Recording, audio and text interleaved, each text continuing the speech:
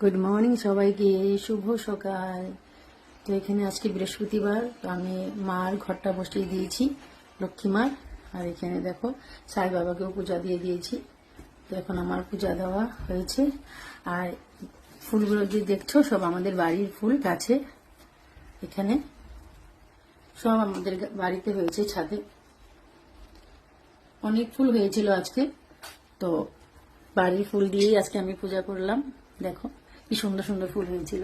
জবাগুলো দেখো কি সুন্দর লাল লাল, একদম সব কালারে আছে, লাল, পিঙ্ক।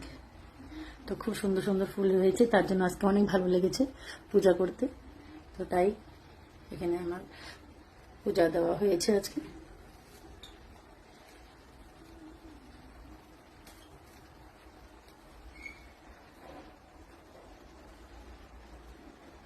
আমাদের কার কার বাড়িতে এরকম গাছে ফুল হয় আর গাছের ফুল দিয়ে পূজা করো, আমাকে কমেন্ট করবে। তো আমি তো সব বাড়ির ফুল দিয়েই পূজা করি গাছের। দেখো কি সুন্দর সুন্দর।